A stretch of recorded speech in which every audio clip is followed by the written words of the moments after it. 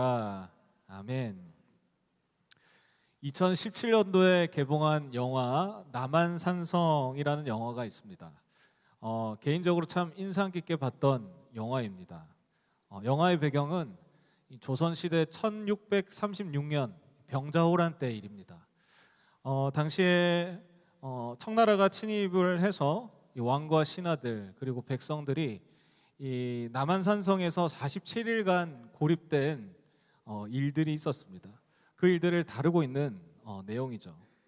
이때는 잘 아시다시피 조선왕조 500년 역사상 가장 치욕스러운 사건을 겪게 됩니다. 결과적으로 조선의 왕인 인조가 오랑캐로 여겨졌던 청태종한테 3번 절하고 또 9번 머리를 조아리게 되는 굴욕적인 삼전도의 굴욕을 겪게 되었기 때문이죠. 영화를 보면서도 참 가슴이 아팠던 장면입니다. 무엇보다도 안타까웠던 것은 이 청나라의 침입으로 인해서 나라가 망하게 되었는데도 해결책은 찾지 못한 채 신하들이 서로 대립하는 그러한 모습이었습니다. 대표적으로 김상헌과 최명길이라는 두 인물이 대립을 하게 됩니다. 김상헌은 배우 김윤석 씨가 연기를 아주 잘 해주었습니다. 척화파로서 명나라와 친하게 지내고 친명하고 그리고 명분을 지키며 쳐들어온 청나라를 싸워서 우리나라의 자존심을 지켜 싸워내자라는 주장을 하였습니다. 반면에 이병헌 배우가 연기한 최명길은 주화파였습니다. 청나라와의 현실적인 타협을 통해서 우리 백성들을 지켜내자라는 외침을 하였습니다. 사실 타협이라기보다는 청나라 앞에 머리를 조아려서 우리나라 백성들이 살기를 바라는 마음이었죠. 이 정도만 들었을 때는 누구의 뜻이 맞는 것 같습니까? 백성들의 입장이다 보니 최명길의 말처럼 청나라와 타협을 해서 백성들을 지키는 것이 맞다고 생각을 할 수 있지만, 그러나 영화를 보신 분들은 쉽게 답을 내리지 못할 것입니다. 왜냐하면 두 사람 모두 정당한 근거를 제시하며 진심으로 자신들의 옳은 것을 주장하기 때문이에요. 나중에 감독이 인터뷰한 내용을 찾아봤습니다. 도대체 어떠한 의도가 있었는가 찾아보니까 이 영화에서 두 주인공 간의 치열한 토론을 통해서 두 방법 중에서 누구를 택할 것인가를 관객들에게 질문하기 위해서 그러한 스토리를 구성을 했다고 하더라고요. 그렇습니다. 이 각자의 관점에서 보면 다 옳을 수 있습니다. 그쪽에서 생각해 볼 땐 그쪽에서는 그게 맞는 이야기고, 저쪽에서도 생각해 볼 땐 저게 맞는 이야기입니다. 그러나 만일 각자가 자기의 옳은만을 주장한다면 만나지 못하는 평행선처럼 하나 될 수가 없습니다. 예를 들면 오늘날 대한민국 정치를 보시면 좌와 우, 진보와 보수 각자의 옳음을 주장합니다. 각자의 관점에서 옳은 이야기를 합니다. 국민들도 자신들이 공감되는 쪽, 동의하는 쪽을 지지하면서 옳음을 함께 주장하고 있지 않습니까? 굉장히 뜨겁습니다, 우리나라가. 하지만 그로 인해서 분열되었습니다. 하나 되지 못하고 있습니다. 각자의 관점만 옳다고 주장하기 때문입니다. 그렇다면 이렇게 하나 되지 못하고 옳음만 주장할 때 필요한 것은 무엇이겠습니까? 첫 번째로는 공통된 기준을 찾는 것입니다. 무엇을 위해서 우리가 이 의견을 내세우고 있는 것인가, 주장하고 있는 것인가. 둘째로는 그러한 기준 가운데 두 의견을 아우를 수 있는 해안을 제시하는 것이겠죠. 둘 다를 품는 것입니다. 옛날에는 그런 정치인들이 좀 있었던 것 같은데 요즘은 품지 않고 자꾸 싸워서 좀 안타까운 마음입니다. 마찬가지로 그리스도인들의 삶의 자리에서 중요한 것은 나의 옳은만을 주장하기보다는 하나님이라는 절대적 기준 가운데 아우르면서 품어나가는 것입니다. 오늘 말씀을 통해서 나의 옳고 그름만을 내세우는 마음은 내려놓고 이 하나님 안에서 품을 수 있는 마음을 갖는 복된 저녁 되시기를 소망합니다. 사사기는 여호수아 죽음 이후부터 사무엘 이전 약 200년간 무정부 시대를 다루고 있습니다. 왕도 중앙정부도 없었습니다. 하나님이 유일한 신이었는데 혼합 종교가 생겨나기 시작했고 도덕과 질서가 붕괴되었습니다. 그리고 외적의 침입이 끊임없이 반복해서 일어났습니다. 말 그대로 혼란의 시대였죠. 그렇다면 분명 최근까지 모세에서 여호수아까지 이르기까지 강력한 지도자들이 있었는데 도대체 왜 갑자기 이스라엘 백성들은 이런 상황을 맞이했을까? 사사기 2장 10절에서 11절을 보면 그 이유를 잘 설명하고 있습니다. 10절에서 11절 말씀 함께 보시겠습니다. 그 세대의 사람도 다 그 조상들에게로 돌아갔고 그 후에 일어난 다른 세대는 여호와를 알지 못하며 여호와께서 이스라엘을 위하여 행하신 일도 알지 못하였더라. 이스라엘 자손이 여호와의 목전에 악을 행하여 바알을 섬기며 라고 기록을 하고 있습니다. 여호수아는 많은 업적을 남기며 이스라엘을 이전보다도 강력한 나라로 만들었습니다. 그리고 나서 하나님 품에 갔죠. 이제 남겨진 자들은 하나님의 통치하에서 하나님의 큰 일들을 잊지 않고 또 여호수아의 유언을 따라서 사사기 2장 7절 말씀처럼 사는 날 동안 하나님을 온전히 섬기며 살아갔습니다. 그리고 이제는 그 시대마저도 지나가고 그 이후의 후손들이 남겨져 있는데 그들의 상태가 어떻게 표현되고 있습니까? 그들이 여호와를 알지 못한다고 표현을 하고 있습니다. 최근까지도 그들은 구전이나 어떤 기록으로 듣고 봤을 것입니다. 우리 직전의 선조들에게 하나님이 그동안에 얼마나 많은 은혜를 베풀어 주셨는지, 하나님이 어떻게 다스려 오셨는지를 분명히 머리로는 알고 있었습니다. 근데 왜 하나님을 모르는 사람이 되었을까요? 그들이 하나님을 실제로 경험하지 못했기 때문이죠. 그들이 직접적으로 선조들이 겪었던 하나님의 일들을 경험하지 못했기 때문입니다. 그러다 보니 늘 함께 하시고 섭리하시는 하나님의 존재임에도 보지 못하는 것이죠. 그렇습니다. 우리가 예배를 드리고 성경을 읽고 머리로는 하나님의 존재를 알아도 이 하나님을 경험하지 못한다면, 성령의 임재를 경험하지 못한다면 하나님을 모르는 존재처럼 살아가게 된다는 것이죠. 그렇기 때문에 하나님의 존재에 대해서 우리가 때로는 회의적이고 믿음이 작아질 때 먼저 기도해야 될 것은 하나님의 임재를 구해야 합니다. 성령 하나님을 경험케 하여 주시옵소서. 오늘 이 밤 기도하실 때 이 성령 하나님의 임재를 경험하게 해달라고 기도하기를 소망합니다. 그래야 정말 성령의 불이 임해서 오늘 이 자리에서 깨어지고 변화되고 하나님의 살아계심 온몸으로 경험하는 깨닫는 복된 저녁 되기를 소망합니다. 하나님을 잃어버린 그들, 꼭 붙들어야 할 하나님이란 절대적 기준을 잃어버린 그들은 그때부터 그들의 삶은 망가지기 시작했습니다.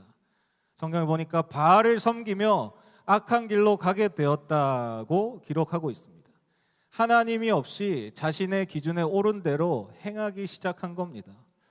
이렇게 오늘 읽은 말씀처럼 혼란의 시대가 시작된 것이죠. 그때 이스라엘의 왕이 없으므로 사람이 각기 자기 손편에 옳은 대로 행하였더라. 공동번역 성경에서는 그때는 이스라엘의 왕이 없어서 사람마다 제멋대로 하던 시대였다고 기록을 하고 있습니다. 이 한 절로 이 사사기 전체를 요약하고 시대를 진단할 수가 있죠. 특히 자기 소견에 옳은 대로 행하고 제멋대로 행한 이유가 무엇이라고 말씀하고 계시죠? 왕이 없기 때문이다라고 말씀을 하고 계십니다. 사사기 17장부터 21장 끝장까지 반복되는 표현이죠. 왕이 없으므로 반복돼서 표현하고 있습니다. 실제로도 이스라엘에는 왕이 없었고 무엇보다도 하나님이 왕으로 다스리시는 신정을 그들은 인정하지 않는 시대였기 때문에 이런 표현을 쓴 것입니다. 이렇듯 하나님이란 절대적 기준을 놓쳐버리면 어떻게 되는 것입니까? 세상이 혼란해지고 삶이 혼란해짐을 이 시대를 통해서 우리는 깨닫게 됩니다. 출애굽기에서 모세는 하나님과 대면하기 위해서 시내산에 올라갑니다. 그곳에서 여러 가지 하나님의 말씀을 듣게 됩니다. 근데 시간이 좀 길어진 것 같습니다. 모세가 내려오지 않자 백성들이 왜 이렇게 늦게 내려오나 답답함을 느끼게 되는 것이죠. 결국 그들은 자신을 인도할 금송아지를 만들기로 결정하게 됩니다. 그 이유가 무엇입니까? 출애굽기 32장 1절을 보시면 백성이 모세가 산에서 내려오미 더딤을 보고 모여 백성이 아론에게 이르러 말하되 일어나라 우리를 위하여 우리를 인도할 신을 만들라. 이 모세 곧 우리를 애굽 땅에서 인도하여 낸 사람은 어찌 되었는지 알지 못함이니라. 꼭 지금 말씀하고 계십니다. 무엇을 위해서라고 말씀하고 계시죠? 우리를 위해서. 우리를 위해서라고 합니다. 좋은 명분이죠. 우리 백성들을 위해서 당장에 모세라는 지도자가 없으니 자신들을 위로하고 이끌어줄 신, 지도자가 필요하기 때문이라고 말합니다. 그들의 입장에서는 옳은 대로 이야기를 하는 것이죠. 그러다 보니 이 모세형 아론도 동의를 하고 금송아지를 만들기 시작합니다. 3절을 보시면 모든 백성이 금을 가져왔다고 할 정도로 모두가 옳다고 생각한 것이 된 것이죠. 이렇듯 한 사람의 지도자의 부재에도 순간적으로 각자 옳은 대로 행하며 엄청난 혼란이 찾아오는데, 당연히 하나님의 통치를 잃어버린 자들, 하나님이란 절대적인 기준을 잃어버린 삶은 혼란스러울 수밖에 없습니다. 그렇기 때문에 혹시 내 삶의 자리에서 사소한 일들부터 큰 일들까지 혼란하고 답이 나오지 않는 여러 가지 일들이 있다면, 내가 생각할 때는 이렇게 저렇게 옳은 일보다 먼저 바라봐야 되는 것이 무엇이겠습니까? 나는 과연 하나님의 통치 아래 살아가는 것을 분명하게 인정하고 바라보고 있는가? 하나님이라는 절대적인 기준을 놓치고 살아가고 있지는 않은가를 스스로에게 질문해야 한다는 것이죠. 그래야 내 삶에 하나님이 회복될 때 우리의 삶은 회복될 줄로 믿습니다. 이스라엘 백성들은 하나님의 통치 아래 살아감을 잊어버리고 각기 소견에 옳은 대로 행하였다고 합니다. 그러면 자기 소견에 옳은 대로 행하였다는 것은 무엇입니까? 말 그대로를 이해하면 참 좋은 말 같습니다. 옳지 않은 대로가 아니고 그래도 옳은 대로니까 긍정적인 방향이잖아요. 히브리어 원어에서도 옳은은 바르고 정직한이라는 뜻을 가지고 있습니다. 근데 왜 이것이 잘못된 것이죠? 먼저 우리는 그 앞에 있는 표현을 주목해야 됩니다. 옳은 대로는 괜찮습니다. 그러나 그 앞에 각 사람이 자기의 생각에 옳은 대로, 각 사람이 자기 생각에 옳은 대로 행했기 때문에 문제라는 것입니다. 그럼 그것이 왜 문제입니까? 첫 번째로는 하나님이란 절대적 기준은 잊어버리고 각자가 옳은 대로 다양한 기준을 만들기 때문이죠. 사무엘상 15장에서 사울은 아말렉을 완전히 멸하라는 절대적 기준이 되는 하나님의 명령을 어겨버립니다. 그리고 좋은 짐승과 가축들을 남겨둡니다. 그 이유가 무엇이었습니까? 본인 기준에는 다 멸한 것이고 좋은 것은 하나님께 바치기 위해서 어쩔 수 없이 남겨놨다고 말을 하고 있습니다. 물론 다급하게 변명하기 위해서 만들어낸 말일 수도 있지만, 지금 그가 왕의 신분으로서 나름 타당한 근거로 제시한 것은 하나님 말씀이 기준됨이 아니고 자기 기준으로 말한다는 것이죠. 내 기준에는 순종도 중요한데 그보다 제사를 드리는 것도 중요하지 않은가? 그것이 옳지 아니한가라고 주장을 하는 겁니다. 결국 하나님께서 다시 기준을 잡아주시죠. 순종이 제사보다 낫다. 내 뜻과 말씀을 따르는 그것이 기준이라고 알려주지 않습니까? 오늘날도 마찬가지입니다. 포스트 모더니즘 시대가 열리면서 이 다양한 관점들이 수용되기 시작하였습니다. 그로 인해서 좋은 점도 있습니다. 그러나 반면에 다양성이 받으면서 하나님의 기준에서 벗어난 것임에도, 이것이 하나님의 말씀과 기준, 뜻에서 벗어난 것임에도 그것이 존중받아지고 지지받고 옳은 것으로 여겨지기도 한다는 것이죠. 예를 들면 동성애 문제만 보더라도 그들의 인권과 사랑의 기준에서 옳다고 여겨지니까 목소리를 내고 거기에 동의하는 사람들이 지지하지 않습니까? 그러면서 이제는 동성애도 괜찮다고 지지하는 사람들이 꽤 많아졌습니다. 예전보다 훨씬 많아졌습니다. 물론 그들을 불쌍히 여기며 품는 마음은 필요하지만 잘못된 것을 잘못된 것이라고 말하지 못하게 되는 그 흐름 자체는 굉장한 문제가 있다는 것이죠. 이에 대해서 철학자 하버마스는 이런 말을 하였습니다. 결국 이러한 흐름이 이성적 비판 능력을 스스로 포기하는 자기 모순적 태도라고 지적을 합니다. 절대적 기준 하나님을 잊어버리고 각자의 기준대로 하고 그 모든 것들을 존중하면 비판할 것이 뭐가 있겠느냐는 거죠. 비판할 것이 뭐가 있겠느냐는 거죠. 다 옳고 다 옳다 여겨지고 존중하면 비판할 게 뭐가 있느냐는 거죠. 잘못된 것은 잘못된 것으로 우리가 알고 있어야 되고 말할 수 있어야 되는 겁니다. 마찬가지로 우리의 삶의 자리에서 하나님 없는 나만의 기준들이 얼마나 많이 있습니까? 내가 옳다고 여기는 것들, 그것이 분명한 근거를 가지고 있고 정당하고 논리적으로도 완벽하다면 그것이 기준이 되어도 괜찮은 것입니까? 너무 타당하면 하나님의 기준에 맞지 않아도 존중해야 하나요? 혹시 그런 자리에 서 계시다면, 그런 상황에 있다면 그것은 나만 옳은 것인지 하나님께도 옳은 것인지를 잘 분별할 수 있는 저와 우리 성도님들 되기를 소망합니다. 두 번째로 각자 자기들의 기준만을 내세우면 나와 반대되는 기준을 내세우는 사람과 하나 되기가 어렵습니다. 서두에서 말씀드렸듯이 만나지 못하는 평행선을 이루게 되는 것이죠. 이것이 옳고 분명한 근거가 있기 때문에 목숨을 걸고 막 지키려고 하지 않습니까? 그리고 반대되는 것은 신랄하게 잘못되었다고 비판하고 판단합니다. 그래서 파생되는 것은, 더 큰 문제는 뭐냐면 정죄하게 된다는 것이죠. 저 사람은 잘못됐어. 저 사람은 잘못된 거야. 내 옳고 그름의 기준에서 벗어났어. 잘못된 거야. 어떤 유명한 유튜버가 굉장한 솔직한 이야기를 하더라고요. 공감이 돼서 가져와 봤는데 조금 과격한 표현을 써서 제가 좀 순화해서 표현을 해보겠습니다. 세상에 왜 이렇게 이상한 사람이 많지? 왜 나만 이렇게 힘든 걸까? 다른 사람들은 왜 이렇게 비정상적이지? 왜 내 진심을 몰라줄까? 본인은 그렇게 살아갔다고 합니다. 평생을 그렇게 살아갔다고 합니다. 근데 한 발짝만 내딛어 보니까 사실 자기가 이상한 사람이라는 것을 깨달았다고 말을 하더라고요.